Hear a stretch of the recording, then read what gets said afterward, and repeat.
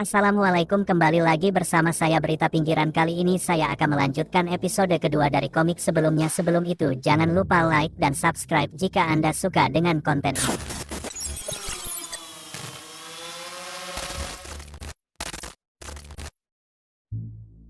Cerita dimulai di mana Liu Feng mulai masuk ke dalam istana dan mulai menuju penjara bawah tanah.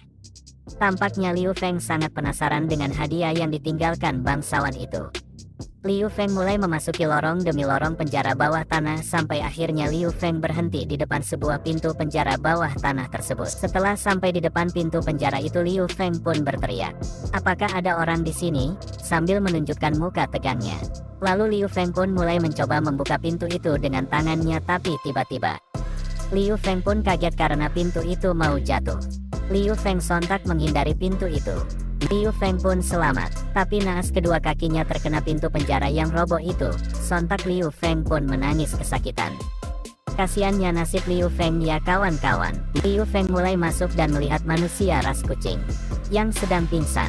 Sontak Liu Feng kaget dan berpikir dalam hatinya, apakah benar-benar ada ras hewan di dunia ini? Lalu Liu Feng pun masih tidak percaya dan memegangnya. Lalu Liu Feng pun mencoba mengobati manusia hewan itu dengan mengeluarkan kotak penyimpanan tersembunyinya, dan keluar sebuah kotak-kotak yang memiliki makanan dan minuman yang sangat banyak. Lalu Liu Feng pun mengambil sebuah obat seperti air putih dan meminumkannya kepada manusia hewan itu. Sontak manusia hewan itu pun bangun dan menyerang Liu Feng. Sontak Liu Feng pun kaget dan menangis dan berteriak, "Aku masih ingin hidup," ujar Liu Feng ketakutan. Di sisi lain Liu Feng pun berpikir dalam hatinya, apakah aku akan mati? Hidupku hanyalah seorang otaku. Sambil membayangkan masa lalunya di bumi, dan aku tidak boleh berakhir seperti ini di sini. Aku belum menikah dengan Bai Fumei di kehidupanku di bumi. Sambil menangis meminta tolong. Tiba-tiba gadis hewan itu pun pingsan dan Liu Feng pun lega dengan hal itu. Lalu Liu Feng pun membawa gadis itu ke kamarnya. Dan Liu Feng pun berkata, "Dia sangat cantik kalau dekat seperti ini," ujar Liu Feng. Lalu Liu Feng pun berpikir bagaimana dia bisa dikunci di penjara bawah tanah oleh bangsawan itu. Lalu Liu Feng mendengar suara perut gadis itu dan Liu Feng pun berkata, "Sepertinya kamu lapar." Lalu Liu Feng pun mengeluarkan penyimpanan tersembunyinya dan mengambil bubur. Saat dia mengambil bubur, tidak sengaja kertas milik bangsawan itu jatuh dan terbang keluar jendela kerajaan tanpa disadari Liu Feng. Dan surat itu pun jatuh di atas kepala kakek-kakek tua. Dan kakek itu pun membaca surat itu dan memberitahu semua warga di pasar itu. Kita kembali lagi ke Liu Feng yang sedang menyuapkan makanan ke wanita hewan yang sedang pingsan itu. Lalu wanita itu terbangun dan kaget karena Liu Feng yang memberikan bubur itu. Lalu Liu Feng pun diancam dan wanita itu berkata kepada Liu Feng, "Apakah kamu yang memberikan makanan kepadaku?" ucap wanita itu sambil menunjukkan ekspresi marahnya. Lalu Liu Feng pun berkata sambil kesakitan, "Iya, akulah yang memberimu bubur ini," ujar Liu Feng. Lalu wanita itu melihat bubur itu, dan Liu Feng berkata dalam hatinya, "Ah, dia sangat dekat," sambil mengeluarkan ekspresi kotornya. Lalu wanita itu berkata dalam hatinya, "Ini benar-benar bubur nasi."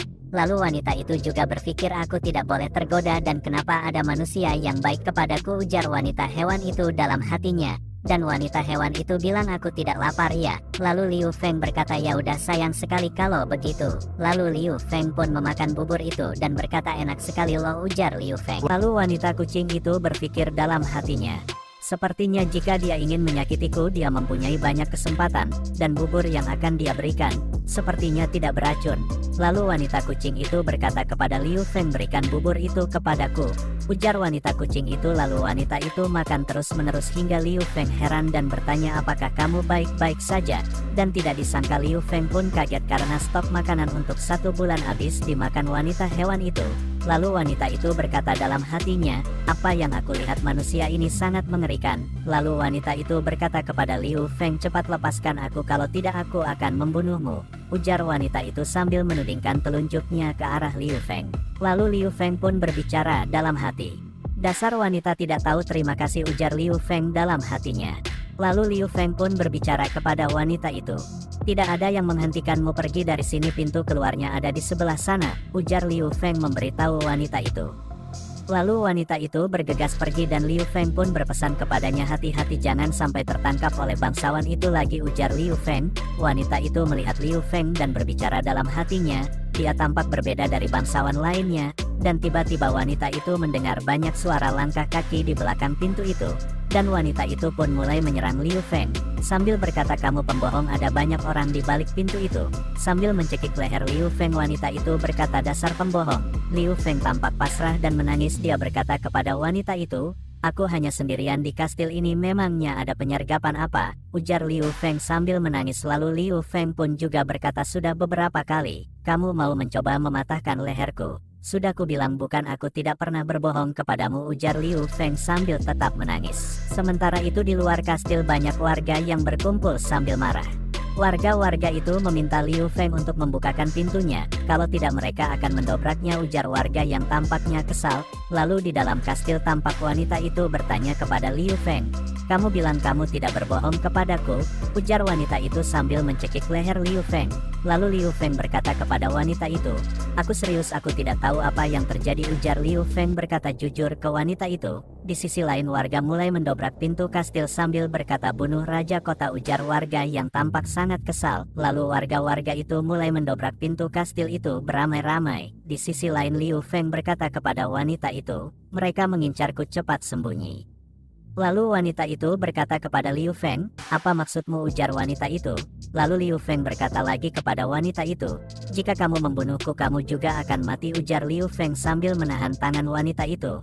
Lalu wanita itu pun bersembunyi dan Liu Feng pun ditangkap oleh warga-warga itu. Dengan keadaan yang terdesak, Liu Feng bertanya kepada warga itu, "Apa yang ingin kalian lakukan?"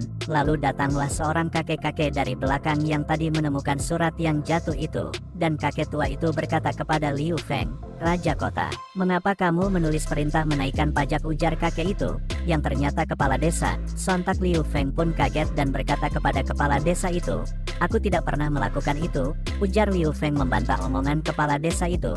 Lalu kepala desa mengeluarkan bukti dan berkata kepada Liu Feng, "Jadi ini apa?" ujar kepala desa itu, bertanya kepada Liu Feng. Sontak Liu Feng pun berpikir, "Bukankah itu tumpukan kertas jerami yang aku jual ke bangsawan itu dengan gulungan kulit domba setengah bulan yang lalu?" pikir Liu Feng dalam hatinya. Lalu Liu Feng pun berkata kepada warga-warga itu, "Apakah itu gulungan kulit domba? Jika kalian ingin menanyakan itu, tanyakanlah kepada bangsawan itu.